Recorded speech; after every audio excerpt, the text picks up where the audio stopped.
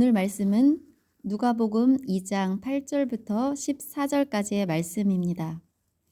그 지역에 목자들이 밤에 밖에서 자기 양떼를 지키더니 주의 사자가 곁에 서고 주의 영광이 그들을 두루 비추매 크게 무서워하는지라. 천사가 이르되 무서워하지 말라. 보라, 내가 온 백성에게 미칠 큰 기쁨의 좋은 소식을 너희에게 전하노라. 오늘 다윗의 동네에 너희를 위하여 구주가 나셨으니 곧 그리스도 주시니라.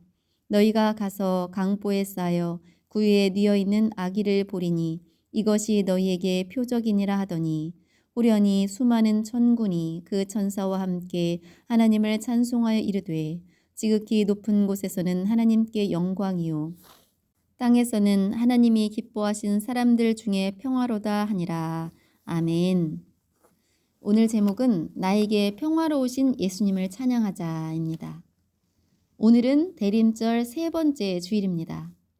예수님이 이 땅에 오심을 기뻐하며 기념하는 성탄절을 기다리는 기간이죠. 기다림이라는 단어를 생각해 보면 설레이다 라는 말이 떠오릅니다. 최근에 여러분을 설레게 하는 기다림이 있었나요? 핸드폰에 관심이 많은 사람은 신제품이 나오는 것을 기다립니다. 그 핸드폰이 어떤 기능이 있고 어떤 디자인이고 또 가격은 얼마고 이런 정보를 미리 알고 제품이 나오기만을 기다립니다. 나오기만 하면 산다 그런 마음이죠. 최신 핸드폰이 자기의 것이 된다는 생각에 빨리 나오기를 기다립니다. 하지만 관심이 없는 사람은 그런 정보가 있어도 자기랑 상관이 없어요.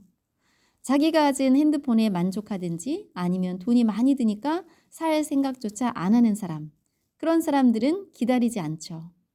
그 제품이 나왔다고 해도 자기와는 상관이 없다고 생각하니까 관심도 없습니다. 예수님이 이 땅에 오셨다는 것을 모르는 사람이 거의 없습니다. 전 세계가 성탄절을 즐기고 있어요.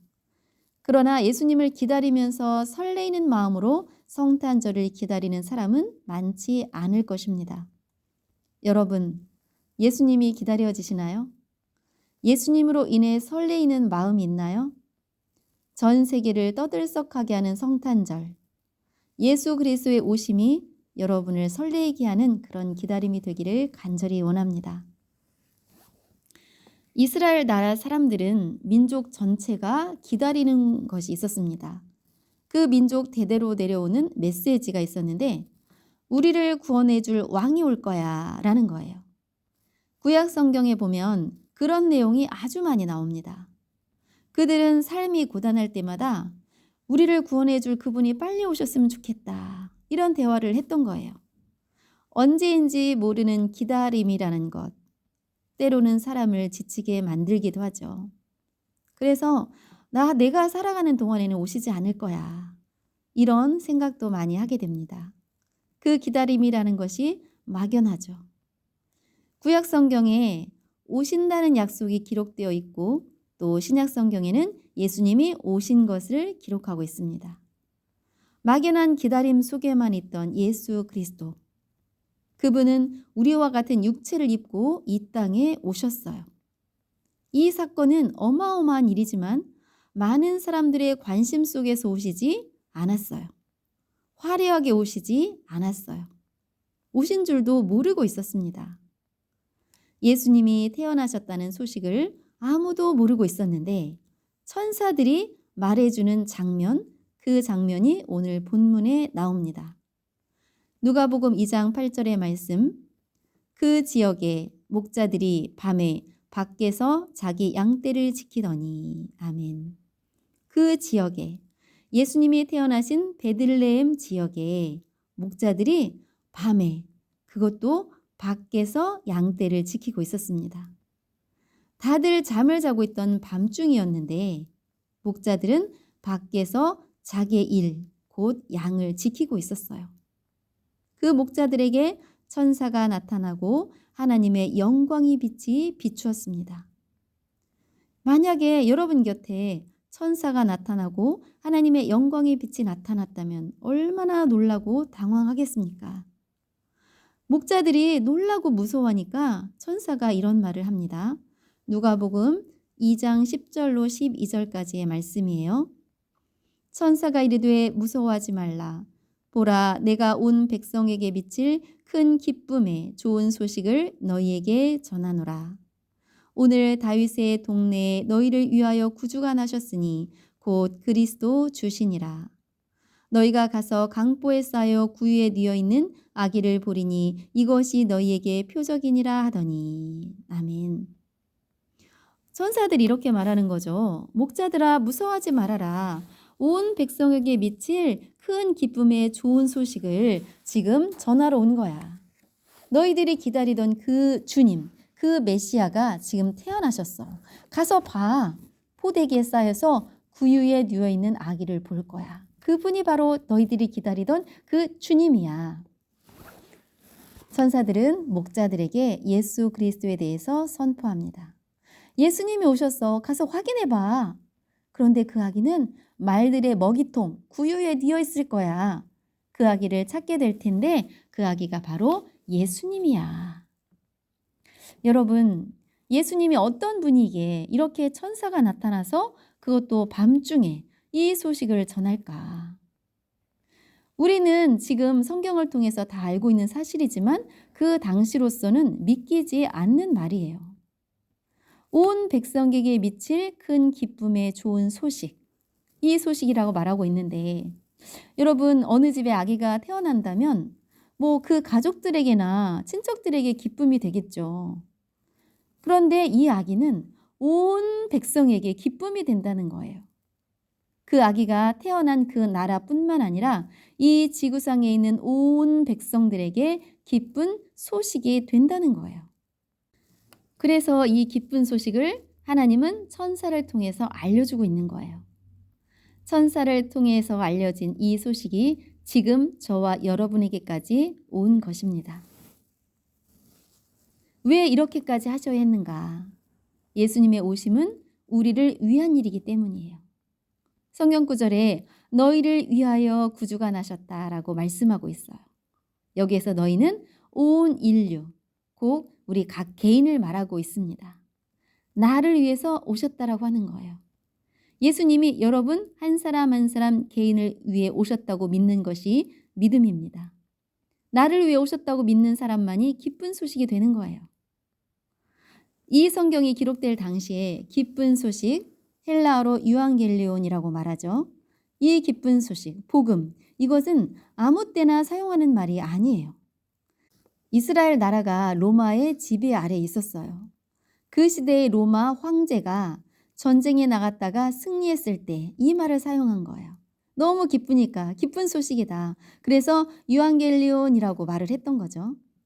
옛날 우리나라 사극에 보면 임금님이 내리는 술을 어주라고 말하잖아요. 어주라는 말은 임금이 내린 술을 표현할 때만 사용할 수 있었습니다. 만약에 다른 사람이 술을 주면서 이거는 어주야라고 부를 수 없었던 거예요. 그것처럼 기쁜 소식이라는 말도 이 당시에는 로마 황제에게만 사용했던 말이었어요. 그런데 그 표현을 지금 아기 예수님이 태어나신 상황에서 사용하고 있습니다. 작은 아기의 탄생이 기쁜 소식이라는 거예요. 로마 황제의 일이 기쁜 소식이 아니라 진정한 기쁨, 참된 기쁜 소식은 예수 그리스도가 이 땅에 오셨다는 것입니다. 예수님이 기쁜 소식이 되는 이유, 그분은 바로 예수 그리스도 주님이시기 때문이에요. 우리를 구원해 주시는 분이고 우리를 구원해 주셨으니 우리의 주인, 곧 주님이 되시는 거예요. 우리가 구원이라는 말을 많이 쓰잖아요. 교회에 오면은 구원 받으세요. 구원 받으셨나요? 예수님 믿고 구원 받으세요. 이렇게 구원이라는 말을 많이 씁니다. 이 구원이라는 말은 어려운 위기 가운데 처해 있는 그 상황에서 구출을 받는 거예요. 구원을 받는 거죠. 예수님 믿으세요. 예수님 믿고 구원 받으세요. 도대체 우리가 어떤 위기에 처해 있길래 자꾸 구원을 받으라고 하는 것인지. 마태복음 1장 21절의 말씀입니다. 아들을 낳으리니 이름을 예수라 하라. 이는 그가 자기 백성을 그들의 죄에서 구원할 자이심이라 하니라. 아멘. 죄에서 구원할 자라고 말씀하고 있습니다. 어디에서 구원하시나요? 죄에서입니다. 모든 사람은 죄인이에요. 어느 누가 나 죄 없어 이렇게 당당하게 말할 수 있습니까? 이 세상에 존재하는 모든 사람은 다 죄인입니다. 죄에서 자유할 사람은 아무도 없어요. 이 죄에서 구원을 받아야 하는 거예요. 나의 죄에서 나를 구원해 줄 누군가가 사람들에게 필요한 거죠. 그래서 예수 그리스도께서 이 땅에 오셨습니다. 왜냐고요? 죄에서 구해 주시려고. 이것이 기쁜 소식이에요. 예수님은 여러분에게 기쁜 소식입니까? 아니면 나와는 상관없는 다른 누군가에게만 기쁜 소식이라고 생각하시나요? 저와 여러분에게 예수 그리스도는 기쁜 소식, 복음이 되기를 간절히 원합니다. 예수님은 어떤 분이시냐? 그리스도, 구원자이시고 주님이십니다. 주님이라고 하는 말, 이 말도 이 당시에는 로마 황제에게만 사용했던 말이에요. 그런데 이 아기 예수님께 이 말을 사용하고 있어요.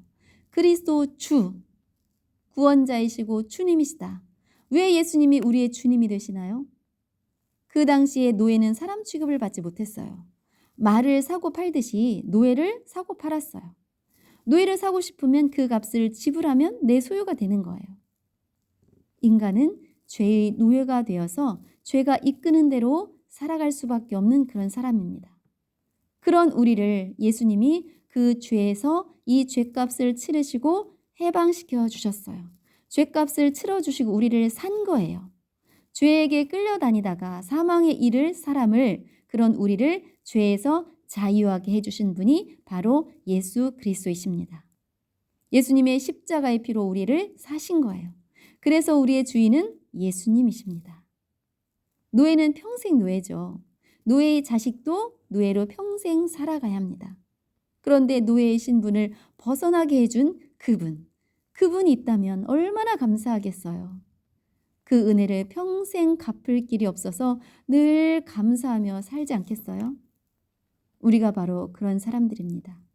그 은혜를 우리가 입은 거예요. 그리스도 주, 구원자이시고 주님이신 예수 그리스도, 그분의 태어나심이 이렇게 귀한데 이 귀한 분의 오심을 오늘 본문을 보니까 누구에게 전했나요? 목자들에게. 왜 하필이면 목자들에게 전했을까? 많고 많은 사람들 중에서 하나님은 왜 목자들에게 전하게 하셨을까? 그 이유에 대해서 여러 가지 말을 할 수 있을 것입니다. 그러나 그것은 은혜입니다. 하나님의 은혜예요. 우리가 예수님에 대한 소식을 듣게 된 것 은혜입니다. 내가 특별히 잘나서가 아니라 내가 다른 사람들보다 더 거룩해서가 아닙니다. 여러분 자신을 돌이켜 생각해 보세요. 여러분이 하나님 앞에서 특출난 것이 있습니까? 그래도 나는 저 사람보다 이런 부분은 좀 낫지. 이렇게 생각할 수 있어요. 그러나 그것은 사람들끼리의 비교이고 사람들의 생각입니다.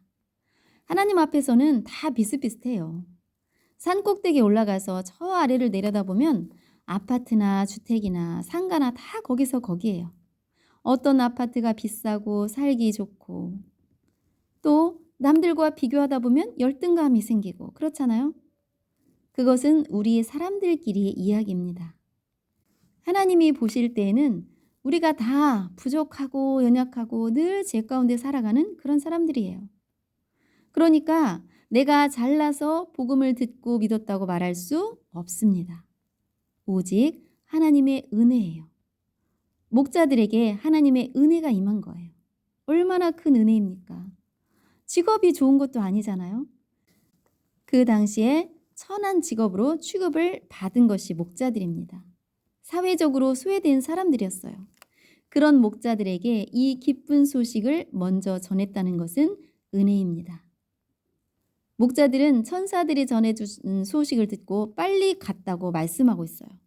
왜 빨리 가요? 천사가 말한 그 구세주가 태어나심을 보러 가는 거예요.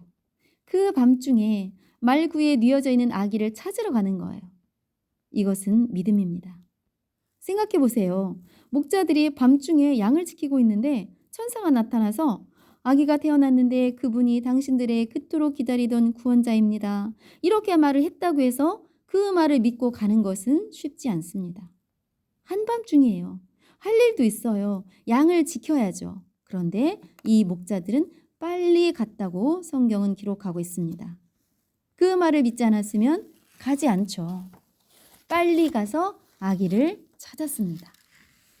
아기를 찾으러 나섰는데 찾았어요. 얼마나 기뻤겠어요.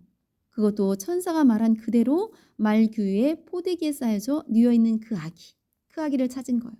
아, 이분이 그리스도 주시구나. 이분이 우리를 구원해 줄 예수님이시구나. 이분이 우리가 그토록 기다리던 메시아구나. 얼마나 감격을 했을까요? 그래서 목자들은 무엇을 했느냐? 찬양을 했습니다. 누가복음 2장 20절의 말씀을 보면 목자들은 자기들에게 이르던 바와 같이 듣고 본 그 모든 것으로 인하여 하나님께 영광을 돌리고 찬송하며 돌아가니라. 아멘. 천사들이 전해준 것을 듣고 빨리 갔는데 그 들은 대로 예수님을 보았죠. 들었던 내용대로 이미 이루어져 있는 것을 보고 하나님께 영광을 돌리고 찬송을 했습니다. 목자들은 아기를 보고 천사들에게 들은 이 내용이 맞구나. 그리스도 주께서 태어난 것이 맞구나. 감격해서 찬양을 했습니다. 예수님의 태어나심은 못 들은 사람이 거의 없을 정도로 수많은 사람들에게 전해졌습니다. 성탄절 쉬는 날이죠. 빨간 글씨죠. 구세주가 오셨다. 우리 찬송하죠. 기쁘다 구주 오셨네. 이 아기 예수님의 태어나심이 다른 사람들에게만 주어진 기쁜 소식이라고 생각한다면 안 되는 거예요. 나에게 주신 기쁜 소식, 나의 기쁜 소식이 되어야 합니다. 이것이 바로 믿음이에요. 나를 죄에서 구원해 주시려고 예수님이 오셨구나. 다른 사람은 둘째치고 나를 위해서 나의 죄값을 대신 치러주시고 나를 피로 사셨구나. 나는 예수님 때문에 죄의 굴레에서 해방되었구나. 나는 죄에서 자유하게 되었구나. 나는 하나님의 나라에 가는 천국 백성이구나. 이것이 믿어져야 합니다. 이것이 기쁜 소식이고 복음이에요. 이 사실이 진짜로 믿어진다면 그 사람은 하나님을 찬양하지 않을 수 없습니다. 그래서 오늘도 우리는 하나님을 찬양합니다. 예수 그리스도를 찬양합니다. 목자들도 찬양했죠. 천사들도 찬양했죠. 하나님은 모든 피조물들의 찬양을 받으실 분입니다. 천사들은 어떤 찬양을 했을까? 그 내용을 읽어보겠습니다. 누가복음 2장 14절. 지극히 높은 곳에서는 하나님께 영광이요 땅에서는 하나님이 기뻐하신 사람들 중에 평화로다 하니라. 아멘. 지극히 높은 곳에서는 하나님께 영광이요. 영광을 받으실 분은 오직 하나님 한 분이십니다. 그 당시에 이스라엘을 지배하던 로마 황제 아니에요. 우리가 우상처럼 생각하는 그 어떤 것도 영광의 대상이 아닙니다. 오직 하나님만이 영광을 받으실 분이십니다. 우리는 다 하나님의 피조물이에요. 지음을 받은 사람은 그 지으신 하나님을 찬양하는 것이 마땅합니다. 지극히 높은 곳에서는 하나님께 영광이요 땅에서는 하나님이 기뻐하신 사람들 중에 평화로다. 예수 그리스도는 땅에 우리가 살고 있는 이 세상에 평화로 오셨습니다. 평화, 분쟁이 없는 평온하고 고요한 상태를 말하죠. 요즘 우리나라가 분쟁으로 인해서 힘든 시간을 보내고 있습니다. 분쟁은 모든 사람에게 불안을 가져다 줍니다. 마음이 괴롭습니다. 우리나라의 분쟁이 사라지고 평화가 오기를 기도해야 할 것입니다. 분쟁이 없는 평화의 왕으로 예수님이 이 땅에 오셨어요. 저와 여러분에게 오셨습니다. 이것을 믿는 사람들을 하나님이 기뻐하시는 거예요. 땅에서는 하나님이 기뻐하신 사람들 중에 평화로다. 이 평화는 믿는 사람들에게만 주어집니다. 이 예수님이 여러분을 위해서 오셨다고 믿는다면 여러분 마음에 평화가 임한 줄 믿습니다. 예수님이 이 땅에 오셔서 나를 위해 십자가에서 죽으셨구나. 나의 죄를 내 대신 다 갚아주신 분이 예수님이시구나. 예수님 때문에 나는 죄에서 해방되었구나. 나의 모든 죄를 없다고 인정해 주시는구나. 이 믿음이 있을 때 얼마나 마음이 평안하겠어요. 비록 이 세상의 삶이 고단할지라도 나는 천국 백성이고 하나님의 자녀인데 얼마나 감사하고 감격스럽겠어요. 그래서 우리는 하나님을 찬양할 수밖에 없습니다. 하나님을 높여드릴 수밖에 없습니다. 여러분 마음에 진정한 평화가 임하기를 이 시간 원합니다. 죄에서 해방된 참된 평화와 자유함이 여러분 가운데 날마다 넘쳐나기를 원합니다. 그 은혜가 너무 감사해서 너무 감격스러워서 저절로 나오는 찬양, 그 찬양을 함께 드릴 수 있기를 간절히 축원합니다. 말씀 한 절 읽고 마치겠습니다. 누가복음 2장 14절의 말씀. 지극히 높은 곳에서는 하나님께 영광이요 땅에서는 하나님이 기뻐하신 사람들 중에 평화로다 하니라. 아멘.